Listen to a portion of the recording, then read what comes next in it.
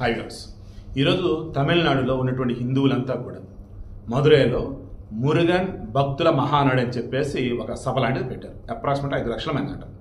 ఒక మతానికి సంబంధించిన ఒక సభ తమిళనాడులో పెట్టినప్పుడు ప్రజెంట్ ఉన్నటువంటి పార్టీ డిఎంకే, ఆ తర్వాత డిఎంకే వచ్చి అన్నా డిఎంకే వచ్చేసి మన ఎంజీఆర్ పెట్టుకున్నారు కదా. సో ఇలా చెప్పుకుంటూ పోతే అంతకుముందు కాంగ్రెస్ ఉండగా అప్పుడు ఏదైనా కొంచెం మతపరమైన జరిగేవాడు. డిఎంకే వన్స్ అధికారానికి వచ్చాక వాళ్ళు పబ్లిక్గా హిందువులని, హిందూ దేవులని నానా రకాలుగా మాట్లాడుతూ ఉన్నా హిందువులు తల వంచుకునే ఉంటున్నారు. బట్ ఈరోజు హిందువులంతా తల ఎత్తుకుంటూ ఉన్నారు. అన్నామలై వచ్చిన తర్వాత బీజేపీకి సంబంధించి సింగిల్ డిజిట్ ఓట్లు డబుల్ డిజిట్లోకి వచ్చామన్నారు 2024 లోక్సభ ఎన్నికల్లో. పార్టీ ఓడిపోయినా సరే, అంటే వాళ్ళు ఒక సీట్ కూడా రాకపోయినా సరే.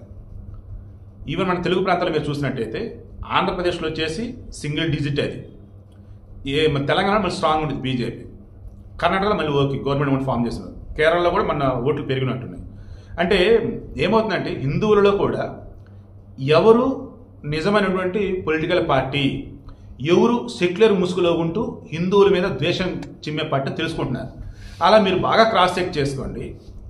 బీజేపీ ఏ రోజు కూడా ఓపెన్గా ఇతర మతాలను కానీ వేరే వాళ్ళ యొక్క ఆచార వ్యవహారాన్ని కూడా ఒక్క మాట తప్పుగా నింది లేదు. కానీ వాడు స్టాలిన్ కొడుకుంటాడు, వాడి పేరు కూడా నాకు గుర్తుంది, యాదవ. వాడు హీరో కూడా చేస్తున్నాడు. వాడు అంటాడు, ఉదయనిధి స్టాలిన్ సనాతన ధర్మాన్ని వైరస్ తప్పు వచ్చిన ఎదవవాడు, వాడు మీరు క్రిస్టియన్. ఏం చేయాలి మరి ఇప్పుడు? ఇది మమతా బెనర్జీ చెత్తమండ అనకూడదు, కానీ సారీ తప్పు అనుకోద్దాం, మీరైతే అనవద్దు, పిల్లలు ఎవరు కూడా ఆ మాటలొద్దు. అదేమంటదండి, ఏంటి ఈ పుష్కరాలకు సంబంధించి కానీ, ఈ సనాతన ధర్మానికి సంబంధించి కానీ, హిందూ సంస్కృతికి సంబంధించి కానీ ఎన్నేసి మాటలు మళ్ళీ నడుతో నేను చెప్పడం ఏమని మీకు తెలుసు.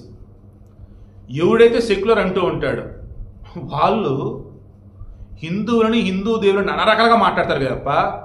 అబ్రహమిక్ రిలీజియన్స్ మన దగ్గర బాగా ఎక్కువగా ఉన్నటువంటి ముస్లింలు కానీ క్రైస్తవులు కానీ ఒక్క మాట నోరెత్తి అనరండి, ఒక్క మాట అన్నారు.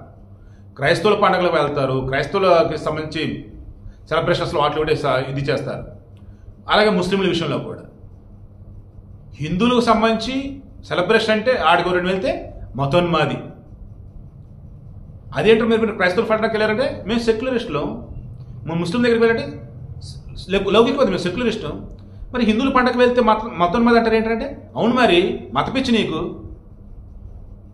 అత్యధికంగా ఉన్నటువంటి హిందువులు ఈ భారతదేశంలో ఉంటూ ఉండగానే ఈ రకంగా అవతలలో మాట్లాడుతున్నారంటే మన చేతకంతరం కాదా? అది ఈరోజు పవన్ కళ్యాణ్ ప్రశ్నించాడండి.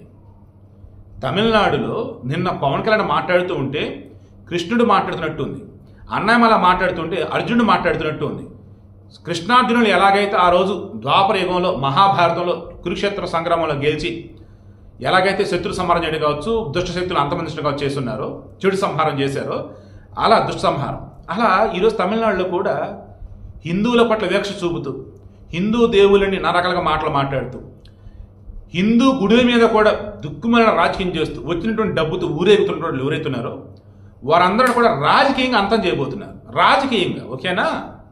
నేను పవన్ కళ్యాణ్ మాట్లాడుతూ ఉంటే అక్కడ ఉన్నటువంటి వాళ్ళంతా కూడా ఎంత ఆనందపడ్డారంటే, పవన్ కళ్యాణ్ ఆల్మోస్ట్ వాళ్ళు తమిళ వాడని అనుకున్నారు వాళ్ళు. ఎందుకంటే పవన్ కళ్యాణ్ తమిళలో మాట్లాడి చివరిలో వచ్చేసి 5 నిమిషాలు తెలుగులో మాట్లాడున్నాడు. ఇక అన్నామలై మాట్లాడుతూ ఉంటే అక్కడ వాళ్ళు అన్నామలైలో వాళ్ళకి నాయకుడే చూసుకున్నారు. వాస్తవం నిన్న పెట్టినటువంటి హిందూ ఉన్నారు, అది సభ అంటది. వాళ్ళు ఎప్పుడు కూడా వాళ్ళ సభలకు సంబంధించేసి పొలిటీషియన్స్ పిలవరంట. బట్ ఈసారి పొలిటీషియన్స్ పిలిచారు, అది కూడా పక్క రాష్ట్రమైనటువంటి ఆంధ్రప్రదేశ్ నుంచి పవన్ కళ్యాణ్ పిలుచున్నారు. ఎందుకంటే ఉత్తర భారతదేశంలో యోగి ఆదిత్యనాథ్, దక్షిణ భారతదేశంలో పవన్ కళ్యాణ్ చెప్పేసి అన్నా కదా. బట్ ఓవరాల్ చూసుకుంటున్నా, ప్రపంచవ్యాప్తంగా కూడా చూసుకుంటూ ఉన్నప్పుడు నేను చెప్తున్నా ఈ మాట, మోడీ కనిపిస్తున్నాడు హిందువులకి, భారతీయులకి. ఆ తర్వాత కనిపిస్తున్న వాడు పవన్ కళ్యాణ్. కొంతమంది ఎటకారం చేసే వాళ్ళకి ఇది అర్థం కాదు, బట్ భవిష్యత్తులో మీరు గుర్తుపెట్టుకోండి. 2024 ఎన్నికలలో ప్రతిపక్ష హోదా కూడా లేకుండా వైసీపీ ఓడిపోయిందని ఎలాగైతే చెప్పానో ఆ కాన్ఫిడెన్స్తోనే, ఆ అబ్జర్వేషన్తోనే నేను చెప్తున్నా, మరలా చెప్తున్నా, రానున్న రోజులలో పవన్ కళ్యాణ్ దేశంలో కీలకమైన నాయకులు ఒకరవుతారు. అన్నీ కలిసి వస్తే పవన్ కళ్యాణ్ దేశానికి ప్రధానమంత్రి కూడా అవుతారు, గుర్తుంచుకోండి. ఓకే.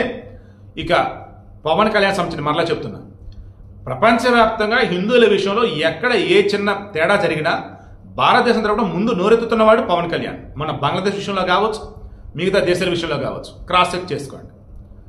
బీజేపీలో ఉండే వాళ్ళు కూడా గప్పకన వాళ్ళు నోరు అంటే ఓపెన్ అవ్వలేకపోతే ఎందుకు ఏ మాటకు ఆ మాట. వారందరికన్నా బెస్ట్ సబ్జెక్ట్ పవన్ కళ్యాణ్ దగ్గర ఉంది. మన పురాణ ఇతిహాసాల మీద మీకు తెలుసో లేదో నార్త్ ఇండియా వాళ్ళకన్నా మన సౌత్ ఇండియా మంచి గ్రిప్ ఎక్కువ తెలుసా. పవన్ కళ్యాణ్కి హిందీ, ఇంగ్లీష్, తెలుగు, ఇప్పుడు తమిళ్ ఇలా బహుభాషల మీద పట్టు ఉండటం అండ్ సబ్జెక్ట్ నాలెడ్జ్ ఎక్కువ ఉండటం, ఎక్కువ బుక్స్ చదివి ఉండటం, ఈరోజు సినిమా నుంచి పొలిటికల్గా ఉండటం, దాంతో తనతో ఎప్పటికప్పుడు చెక్కుకుంటూ ఉన్నాడు, గొప్పగా తనతో మలుచుకున్నాడు. దానివల్లే రాను రోజుల్లో సరికొత్త చరిత్ర లిఖించబోతూ ఉన్నాడు. ఇప్పుడైతే తమిళనాడు రాజకీయాల్లో మునిపన్నుడు లేని విధంగా బీజేపీ దూసుకుపోబోతుంది, హిందువులంతా ఏకం కాబోతున్నారంటే దానికి కారణం అయినటువంటి వారిలో పవన్ కళ్యాణ్ కూడా ఒకడున్నాడు. మరలా చెప్తున్నా, ప్రపంచవ్యాప్తంగా ఉన్నటువంటి హిందువులందరం కూడా ఈరోజు కళ్ళు తెరిచేలా చేశాడు. ఎస్, కళ్ళు తెరిచేలా చేశాడు. ఇతర మతస్థులలో ధైర్యంగా గొప్ప వాళ్ళ మతం వాళ్ళు చెప్పుకోవచ్చు. అది హిందువులు మాట్లాడితే మాత్రం మతోన్మాదులు. ఎవడరా ఇది, ఎందుకనే మేము భరించాలి, ఇదేనంటే మాట్లాడాడు. ఆ పెరేలోడు పెద్ద ఎదవాడు. వాడి విగ్రహాలు తమిళ గుడుల దగ్గర ప్రతిష్ఠిస్తారంట, గుడుల సమీపంలో. ఈ డిఎంకి వాళ్ళు మనుషులైన అసలు వాళ్ళు. దేవుడు అంటే దారుణాధారంగా తిట్టినోడు వాడు, రామాయణాన్ని చించేసినోడు వాడు, వాడు రాజ్యాంగం చించిన పెద్ద ఎదవాడు, అసలు భయంకర దేశద్రోహాడు. తమిళనాడు గట్టు బతికిపాడు, కానీ మిగతా చోట కాల్చి అవతల పడేసేవాడిని అయితే మాత్రం. సో విషయం ఏంటి ఇప్పుడు నేను చెప్తున్నది, ఈరోజు హిందువులు అన్న వాళ్ళు ఇంకెనా తల ఉంచుకొని బతకాలి. లౌకికవాదుల ముసుగులో, సెక్యులర్వాదుల ముసుగులో మనల్ని మతోన్మాదాన్ని మనం చూస్తూ ఉండాలా?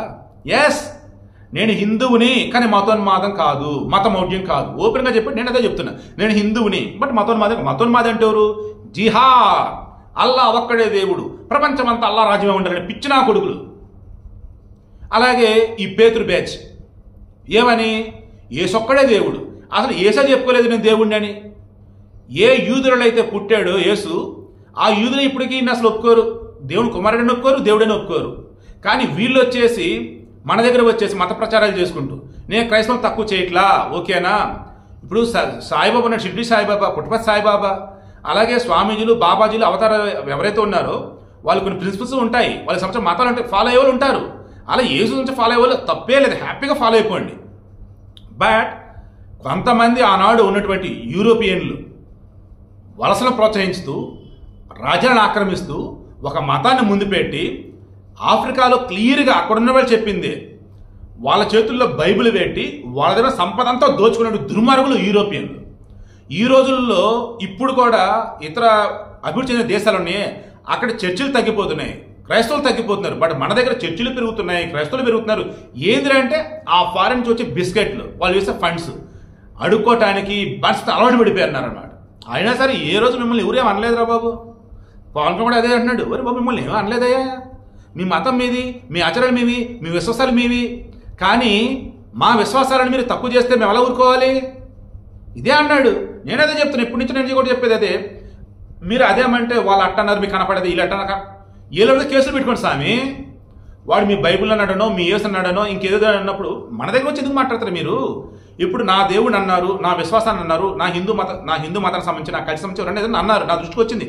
ఎస్, నేను వాడిని వాడి మాటలను ఖండిస్తూ, వాడి తప్పును తెలియజేస్తూ వీడియో చేస్తా. And the duty and the responsibility.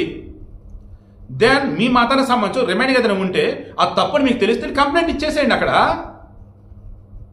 నేను నా మతానికి సంబంధించి ఒప్పేదో చెప్తాను తప్ప ఇతర మతాలు చూడండి పోను. నాకెందుకు, నాకు అనవసరం కదా. నాకు మా అమ్మ, మా నాన్న, మా అక్క, మా చెల్లి, మా పిల్లలు, నా లైఫ్ ఇది చాలు. పక్కన గురించి నాకెందుకు, పక్కన గురించి నాకేం సంబంధం.